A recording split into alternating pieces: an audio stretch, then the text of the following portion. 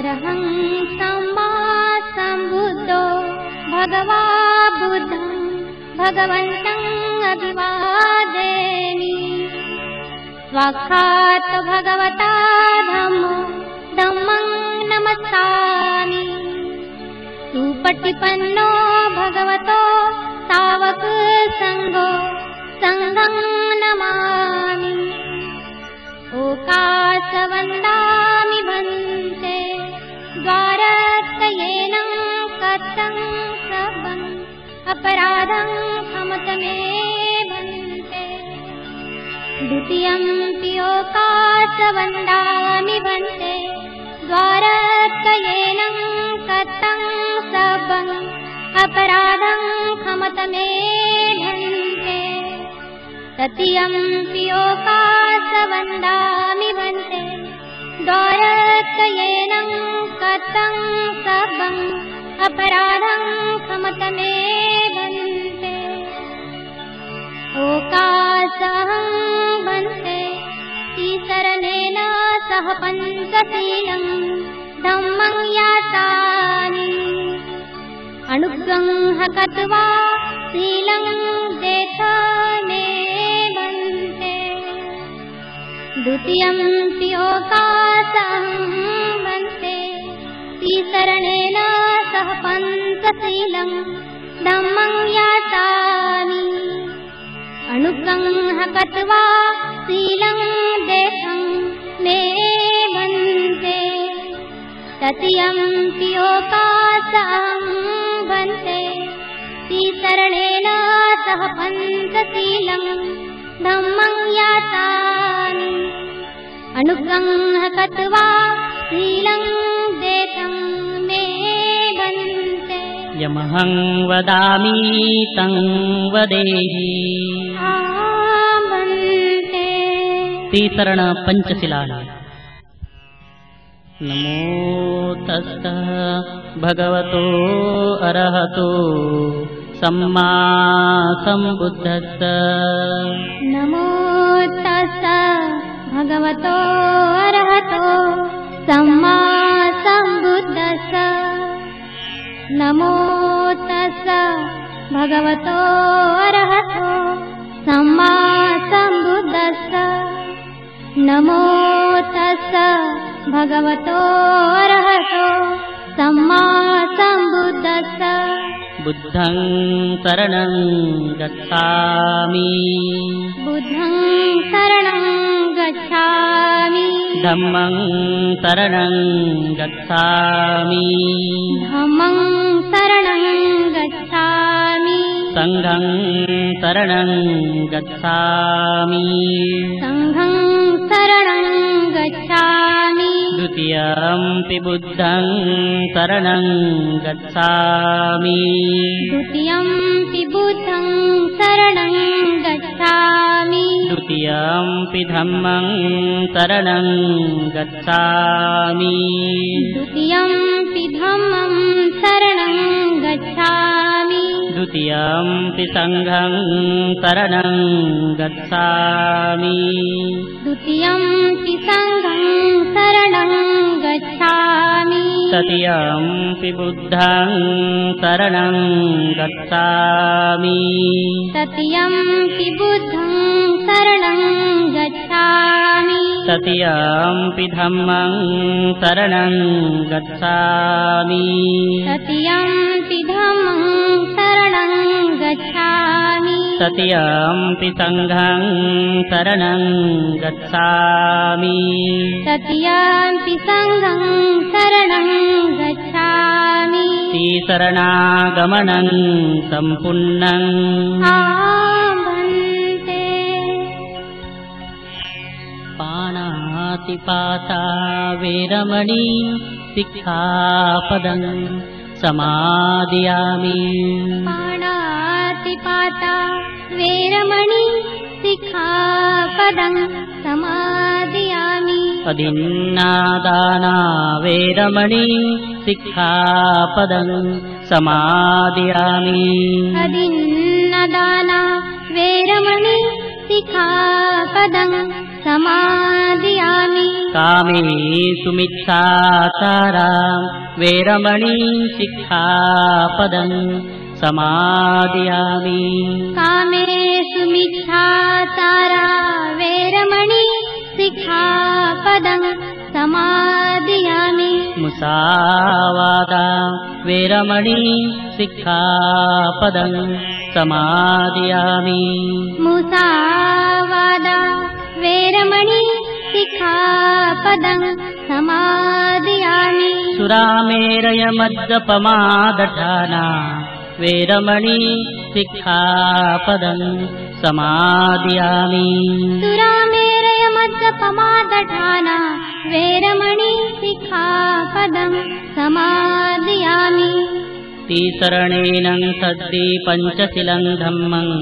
साधुकं सुरक्षितं कतवा अपमादेन सम्पादेथ आमन्ते साधु साधु साधु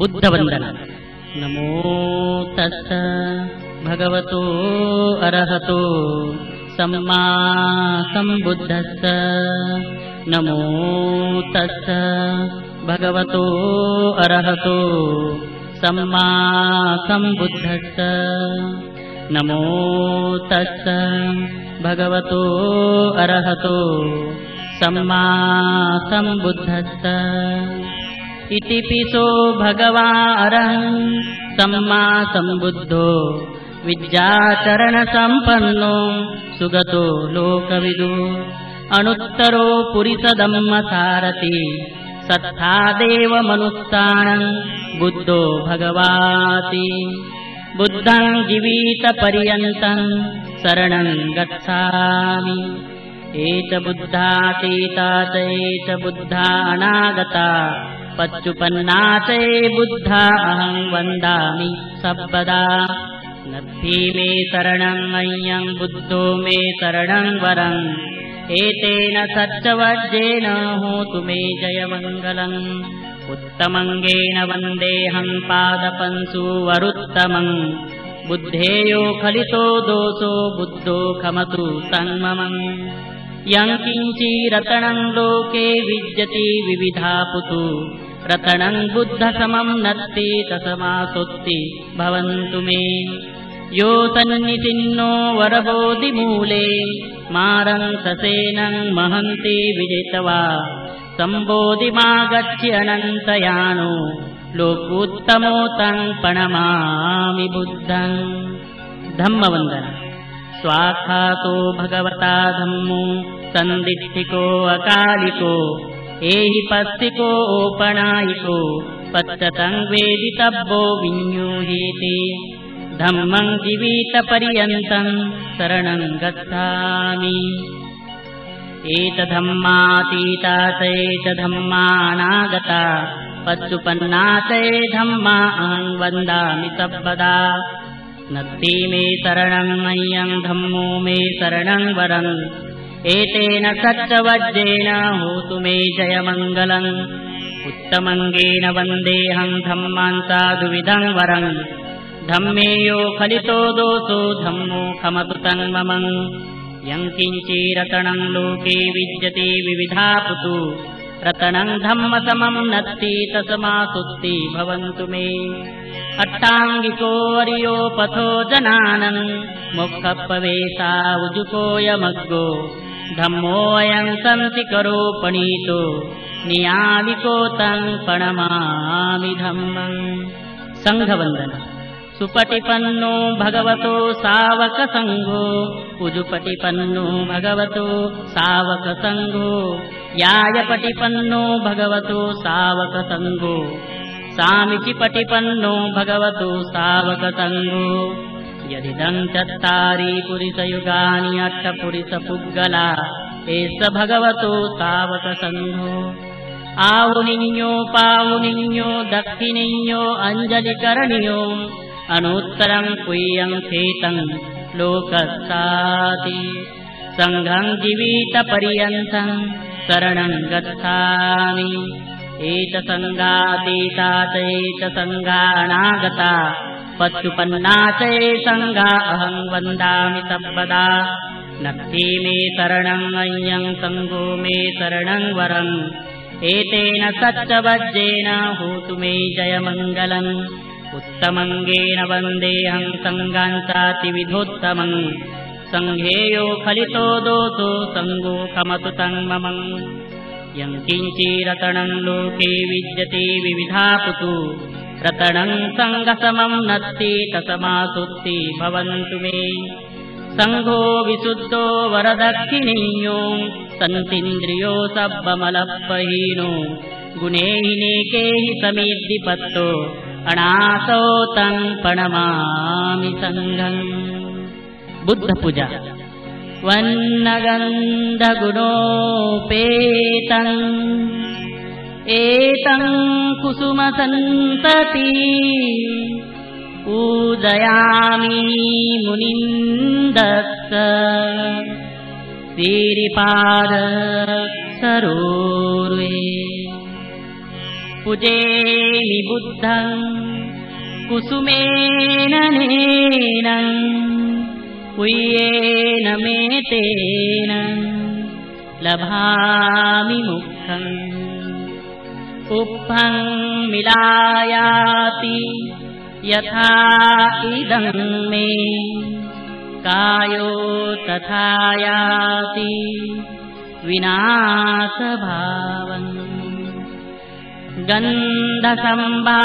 गन्धसंभारयुक्तेन धूपेन सुगन्धिना पूजये पूजनीयन्तम् पूजाभागणमुत्तमम् सुगन्धिकाय वदनं मनन्तगुणगन्धिना सुगन्धिना गन्धेन पूजयामि तथागतम् घनसारपदित्तेन दीपेन तमधंसिना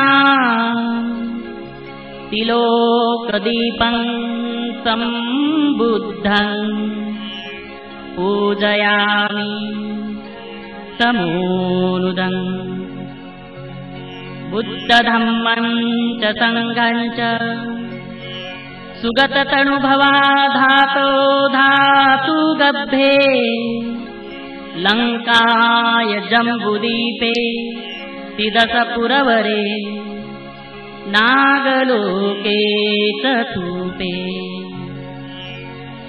सब्बे बुद्धस्य बिम्बे सकलदशदिशे केशलोमादिधातु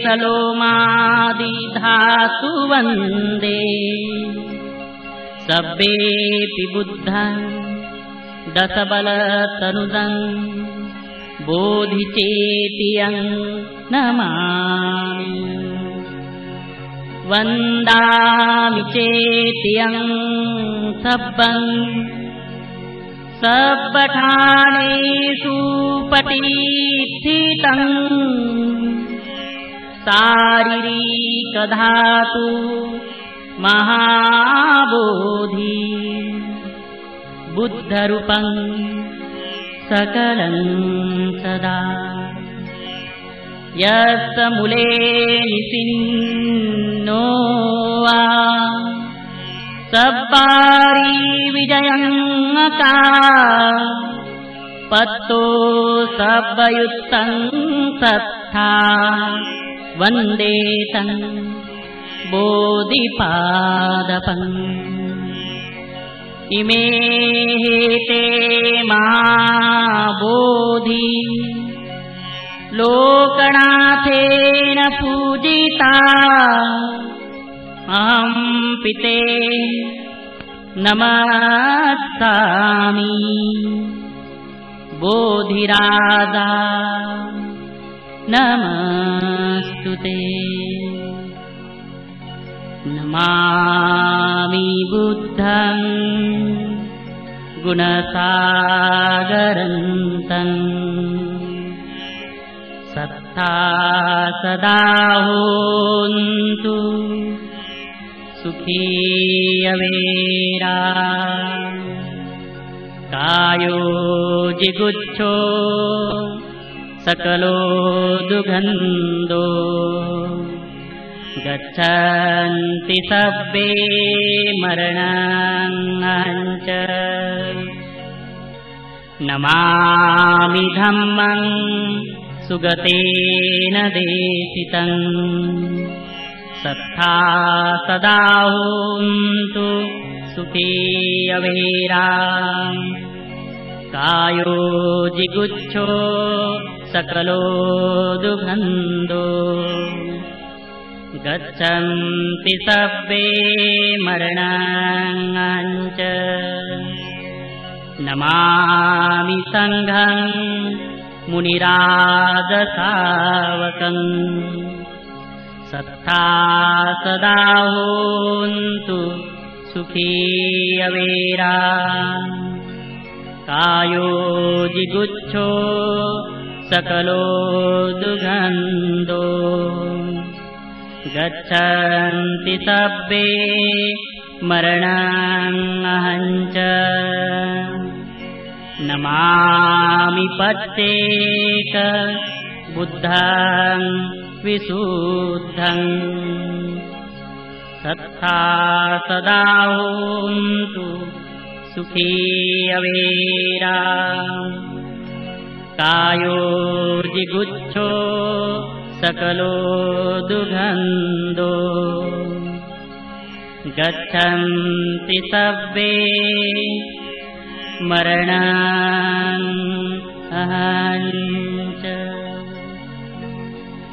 इमाय धम्मानु धम्मपटिपत्तिया बुद्धं पूजेमि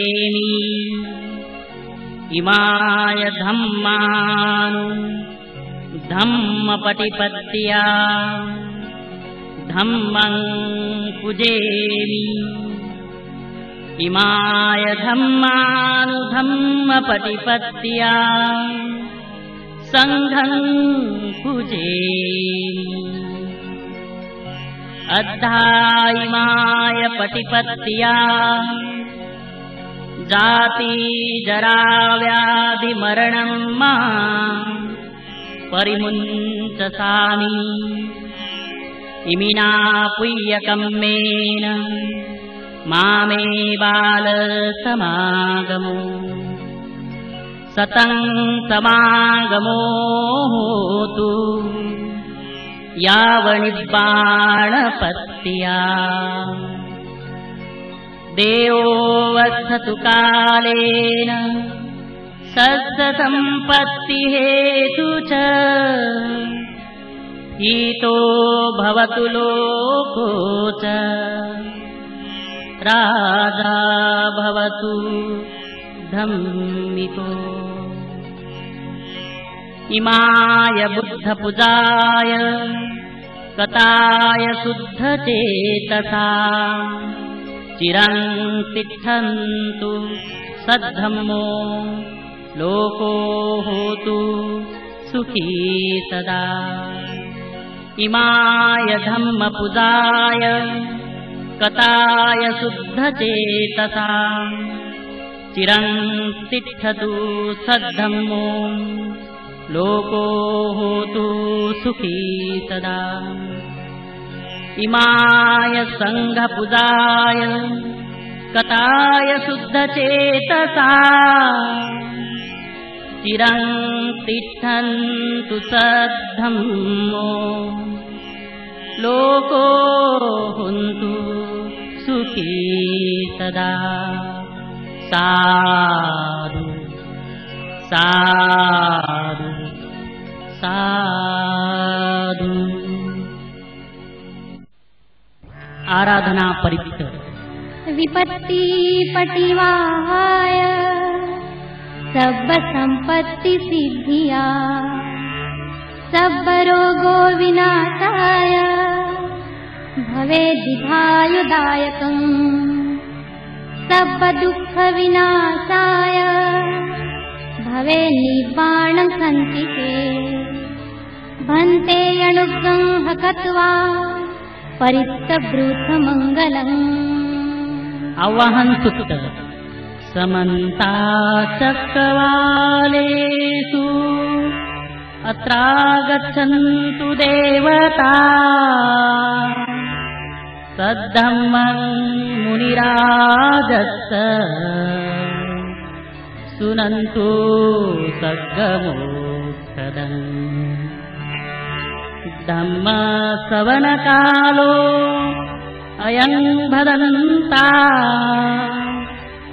धम्मश्रवणकालो अयं भदन्ता धम्मश्रवणकालो अयं भदन्ता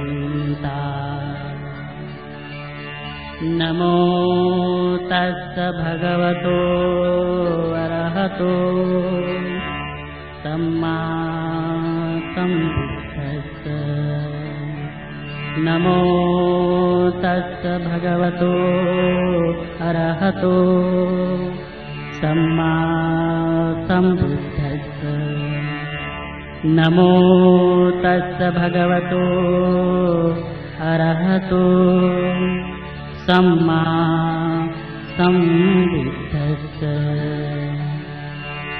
एतन्ता सन्तचित्ता शरणा इत्थलोकान्तरे वा भुम्मा भुम्मा च देवा गुणगणगहना व्यावत्ता सब्बकालम् एते आयन्तु देवा वरकणकमये मेरुराजे वसन्तो सन्तो सन्तो सहेषु मुनिवरवचनं सोतुमग्गं समग्गा सब्बेषु चक्रवालेषु यथा देवा च ब्रह्मणो यङ्गं मे कथं कुय्यं सब्बसम्पत्तिसाधकम् सब्बेतं अनुमोदित्वा समग्गा शासने रता पमादरहिता हुन्तु आरक्षासे विशेषतो शासनसञ्चलोकस्य उड्डीभवतु सर्वदा शासनं पिञ्चलोकञ्च देवा रक्षन्तु सर्वदा सद्देहुन्तु सुखी सब्बे परिवारिः अत्तनो अणिघा सुमना हुन्तु स सब्बे हि यातिभिः राजतो वा चोरतो वा मनुष्यतो वा अमनुष्यतो वा अज्ञितो वा उदकतो वा पिशाचतो वा हानुकतो वा कण्टकतो वा नक्षततो वा जनपदरोगतो वा असधम्मतो वा असन्दिष्ठितो वा अस्सपुरीशतो वा चण्डहस्त्यस्समिग गोणकुकर अहिविच्छिका मणिसप्पदिप्पीयच्च करच्छ सुकरमहिषयक्ष रक्षसादिः नानाभयतो वा नानारोगतो वा नाना उपद्रवतो वा सब्बे आरङ्कन् गन्नन्तु साधु साधु साधु। महामंगल सूत्र। एवं मे सूतं एकं समयं भगवा सावधियं विहरति जेतवने अनाथपिण्डिकस्य आरामे। अथ को अन्यतरा देवता अभिकन्ताय दत्तिया अभिकन्तवन्ना केवलकप्पं जेतवनं ओभासे च वा येन भगवास्तेनु उपसङ्कमि च वा भगवन्तम् अभिवादेत्वा एकमन्तम् अर्थाति। एकमन्तं हिताकोसा देवता भगवन्तं गाथाय अज्जभासि। बहुदेवा मनुष्या च मङ्गलानि अचिन्तयो आकङ्क्षमानसोत्थानं ब्रूहि मङ्गलमुत्तमम्। असेवनात् बालानां पण्डितानां च सेवना पूजा च पूजनीयानम् एतं मङ्गलमुत्तमम्। पतिरूपदेशवासो च उभे च कथप्रियता अत्तसम्मापनीधीत एतं मङ्गलमुत्तमम्। बाहू सच्चञ्च सिप्पञ्च विनयोतो सुशिक्षितो सुभाषिताशया वासा एतं मङ्गलमुत्तमम्। माता पितुपत्थानम् उत्तदारस्य सङ्गहो अनाकुलाचकं मन्ता एतं मङ्गलमुत्तमम्। दानं च धम्मचर्यात् यातकानं च सङ्गहो अणवद्दानि कर्माणि एतं मङ्गलमुत्तमम्। आरतिदीपा मदपाना च सिंहो अपमादो च धम्मेषु एतं मङ्गलमुत्तमम्। गारौ च निवातो च सन्तुष्ठीकतैयुता काले धम्मसवनम् एतं मङ्गलमुत्तमम्। सन्दीपो वचसता आनन्दस्सन् येन हता एतं मङ्गलमुत्तमम्। ब्रह्मचर्यं च अर्यसत्तानदर्शनं निब्बानसत्यक्रियात् एतं मङ्गलमुत्तमम्। पुटस्य लोकधम्मेः चित्तं यस्य न कम्पति अशोकं विरदं क्षेमम् एतं मङ्गलमुत्तमम्। एतादितानि सत्त्वानि सपत्कमपराजिता सपत्सोऽति गच्छन्ति तं तेषं मङ्गलमुत्तमम् तेति। साधु साधु साधु। रत्नसूत्र। यानि भूतानि समागतानि भूमानि वायानिव अन्तरिक्षे सब्बेव भूता सुमना भवन्तु अथोऽपि सत्यच्च सुनन्तु भासितम् तस्माहि भूतानि सामेत सब्बे नित्यं करोत मानुष्यापजाय दिवाचरत्तो च हरन्ति ये बलिं तस्माहि निरक्षत अपमत्ता यं किञ्चिवित्तं इदवाहुरं वा सज्ञेषु वायं रतनं पनीतं ननोतं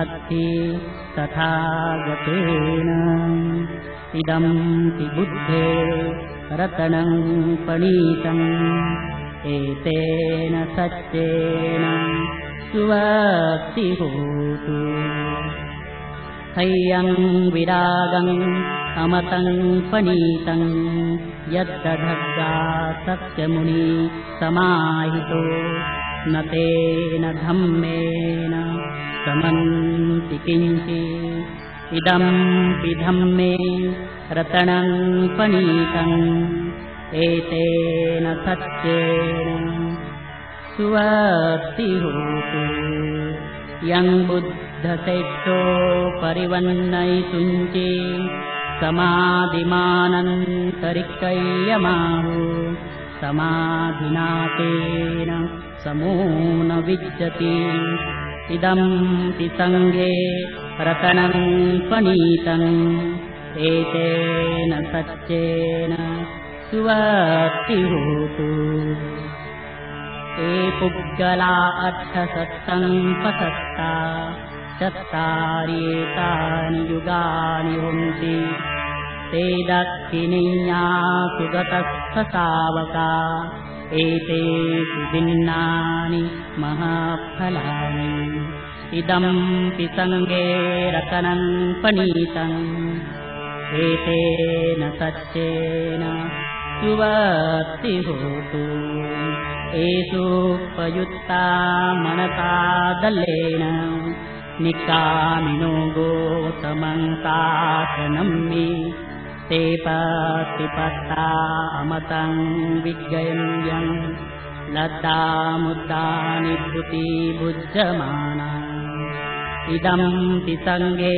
रतनं पनीतम् एतेन सत्येन सुवक्तिहोतु यतिन्दकीलोपटविचितो सीया चतुर्दिवातेः असम्पसम्पियो तथुपम्मन्तपुरितं वदामि यो अरियसच्चानि भवेत् पश्यति इदं हि सङ्गे रतनं पनीतम् एतेन सत्येन सुवक्तिहोतु ये अरियसच्चानि विभावयन्ति गम्भीरपय्येन सुदेशितानि किञ्चापि ते होति भूतपमत्ता न ते भवङ्गाष्टमङ्गादियन्ति इदं हि सङ्गे रतनं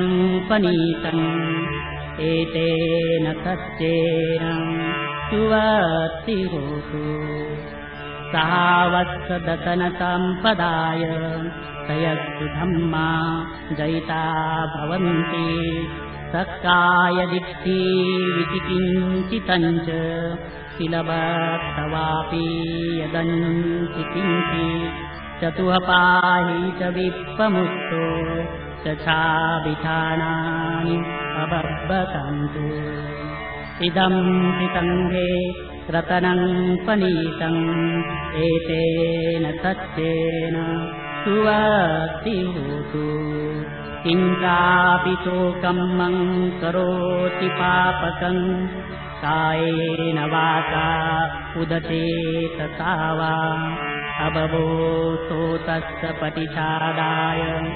अब्बवत्तादिष्टपदस्य उत्ता इदम्पि सङ्गे रतनं पणीतम् एतेन सत्येन सुवक्तिहोतु वन्नापगुम्बे यथा पूषितज्ञे जिम्मानमासे पटमास्मि जिम्मे ततुपम्मं धम्मवरं अवेशै निब्बाणगामी परमं हिताय इदम्पि बुद्धेरतनं पणीतम् एतेन सत्येन सुवक्तिहोतु वरो वरयो वरदो वराहरो अनुत्तरो धम्मवरम् अवेशै इदम्पि बुद्धेरतनं पणीतम् एतेन सत्येन सुवक्तिहोतु खिन्नं पुराणं नवनत्तिसम्भवम् विरक्तचित्ता आयतिके भवसमि ते केन बीजा अविरूढिछन्दा निबन्ति धीरा यथायं प्रदीपो इदम्पि सङ्गे रतनं पणीतम् एतेन सत्येन सुवक्तिहोतु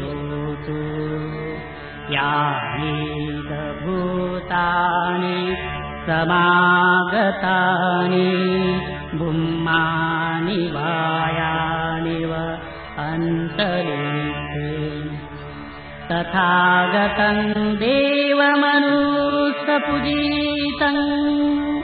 बुद्धं नमस्तामसुवक्तिहोतु यानि भूतानि समागतानि भूमानि वायानि व अन्तरिक्षे तथागतं देवमनुष्यपूजितं धम्मं नमस्तामसुवक्तिहोतु यानि भूतानि समागतानि भूमानि वायानि व अन्तरिक्षे तथागतं देवमनुष्यपूजितं सङ्घं नमस्काम सुवक्तिहोतु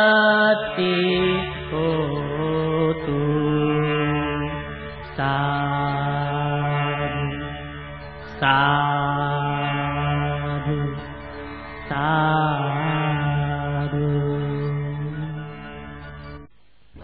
करणीयमित्तसुत्त करणीयमत्तकुशलेन यन्तं तन्तं पदम् अभिसमेच्च सको उजोच सुजोच सुवचो च समुद्वनितिमानि सन्तु तकोच सुबरोच अपकिञ्चोच सुल्लहुकौत्ति सन्तीन्द्रियोच निपकोच अब्बगब्बो कुलेषु अनुनिगिद्धो न तङ्कुद्धं समाचरें किञ्चि येन विඤ्ञो परे उपदविඤ्ञो सुखिनो वा केविनो हुन्तु सब्बे सत्ता भवन्तु सुखितत्ता एकेचि प्राणभूतत्ति तथा वा स्थावरा वा अनवशेषा दिगा वा ये महन्ता वा मध्यमा रक्षका अनुकतूला दिष्ठा वा एव अधिष्ठा एच दूरे वसन्ति अविदुरे भूता वा सम्भवेति वा सब्बे सत्ता भवन्तु सुखितत्ता न परो परं निकूपेत नातिमन्यत्त कत्तचिनं किञ्चित् व्यारोचना पटिगसंज्ञानायमिन्यस्य दुःखमिच्छेय माता यथा नियं पुत्रम् आयुषा एकपुत्रं मनुरक्षे एवंपि सर्वभूतेषु मानसं भावये अपरिमाणम् मेतञ्च सब्बलोकसमि मानसं भावये अपरिमाणम् उद्धं अदोच तिर्यञ्च असंवादं अवेरं असपत्तं चित्तं चरं निचिन्नो वा सयानो वा यावतस्य विगतमिद्धो एतं सते अदिच्छेय ब्रह्ममित्तं विहारयिदमाउ दिट्ठिञ्चनुपब्बगम्मशीलवा दर्शनेन सम्पन्नो कामेषु विनयगीतं न हि जातु गब्बसेयम् पुनरेत्तेति साधु साधु साधु। जय मंगल अट्ठगाथा। बाहुसहस्रमभिनिमितसाउधन्तम् गिरिमेखलम् उदितघोरससेनमारम् दानादिधम्मविधिना जितवामुनिन्दो संतेजसा भवतु ते जयमङ्गलानि। मारातिरेकमभियुजितसाब्बरन्तीम् घोरम् पनालवथ मकमकादयस्थम् हन्ति सुदन्तविधिना जितवामुनिन्दो संतेजसा भवतु ते जयमङ्गलानि। नालागिरिगजवरम् अतिमत्तभूतम् दावाग्निचक्रमसनिव वसुधारुणन्तम् मेतम्बुसेकविधिना जितवामुनिन्दो संतेजसा भवतु ते जयमङ्गलानि। उत्सीतखड्गमतिहस्त सुदारुणन्तम् धावन्ति योजनपथम् गुलिमालवन्तम् सिद्धिभिसङ्खतमनो जितवामुनिन्दो संतेजसा भवतु ते जयमङ्गलानि। कटवानकट्ठमुदरम् इव गाभिनीया हिंसाय दुष्टवचनम् जनकाय मध्ये संतेन सोमविधिना जितवामुनिन्दो संतेजसा भवतु ते जयमङ्गलानि। सत्यं विहाय मतिसच्चकवादतीतु स्वादाभिरोपितमनम् अत्यन्तभूतम् पय्यापदीपजलितो जितवामुनिन्दो संतेजसा भवतु ते जयमङ्गलानि। नन्दोपनन्दभुजगम् विबुधम् महिद्दी उत्तेन थेरभुजगेन दमापयन्तु सिद्धूपदेशविधिना जितवामुनिन्दो संतेजसा भवतु ते जयमङ्गलानि। दुर्गाहदित्तिभुजगेन सुदाट्टहस्तम् ब्रह्मान् विशुद्धिजुतिमिद्धि बकाभिदानम् याणागदेन विधिना जितवामुनिन्दो संतेजसा भवतु ते जयमङ्गलानि। एतापि बुद्धजयमङ्गल अट्ठगाथा यो वाचको दिनदिने सरते मतन्दी हितवाननेकविविधानि सुपद्दवानि मुखं सुखम् अधिगमेय नरो सपय्यो साधु साधु साधु। पुण्यानुमोदन। दुःखपश्चात् निदुःखा भयभत्तात् निर्भया शोकपश्चात् नीतोऽङ्काहुन्तु सप्तेषु पाणिनो एतावता च अम्मे सब्बतं कुय्यसम्पदम् सब्बे देवा अनुमोदन्तु सर्वसम्पत्तिसिद्धिया दानं ददन्तु श्रद्धाय शिलं रक्षन्तु सर्वदा भावनाभिरता हुन्तु गच्छन्तु देवतागतम् सब्बे बुद्धा बलपत्ता पच्यकानञ्च यं बलम् अरहन्तानञ्च तेजेन रक्षन्तन्नामि सब्बसो आकाशता च भूमत्था देवानागा महिद्दिका कुह्यन्तम् अनुमोदित्वा चिरं रक्षन्तु शासनम् आकाशता च भूमत्था देवानागा महिद्दिका कुह्यन्तम् अनुमोदित्वा चिरं रक्षन्तु देशम् आकाशता च भूमत्था देवानागा महिद्दिका कुह्यन्तम् अनुमोदित्वा चिरं रक्षन्तु त्वं परन्तेति भवतु सर्वमङ्गलम् रक्षन्तु सर्वदेवता सर्वबुद्धानुभावेन सदा तुष्टि भवन्तु ते भवतु सर्वमङ्गलम् रक्षन्तु सर्वदेवता सर्वधर्मानुभावेन सदा तुष्टि भवन्तु ते भवतु सर्वमङ्गलम् रक्षन्तु सर्वदेवता सर्वसङ्घानुभावेन सदा तुष्टि भवन्तु ते अभिवादनशिलेस्तनित्यं बद्धापचायिनो चत्तारो धम्मा वर्तन्ते आयुवन्नो सुखं बलम् सब्बे सत्ता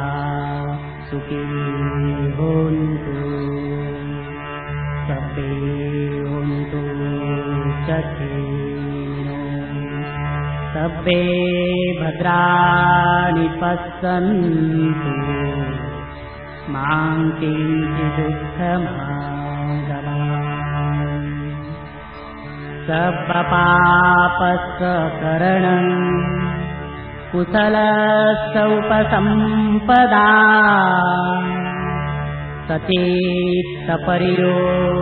सचेत्तपरियोदपनम् एतं बुद्धान धम्मचरे सुचरितं न तं दुचरितं चरे धम्मचारी सुखं प्रीति अस्मिन् लोके परं च न तावता धम्मधरो यावता बहुभासति यो च अपम्पि श्रुत्वान् धम्मकायेन पश्यति सवे धम्मधरो होति ते धम्मना प्रमादते साधु साधु साधु इदं मे पुय्यं आसवक्कयावहं होतु इदं मे पुय्यं निब्बानस्तपत्तयो होतु इदं मे पुय्यं सब्बे सत्ता अनुमोदन्तु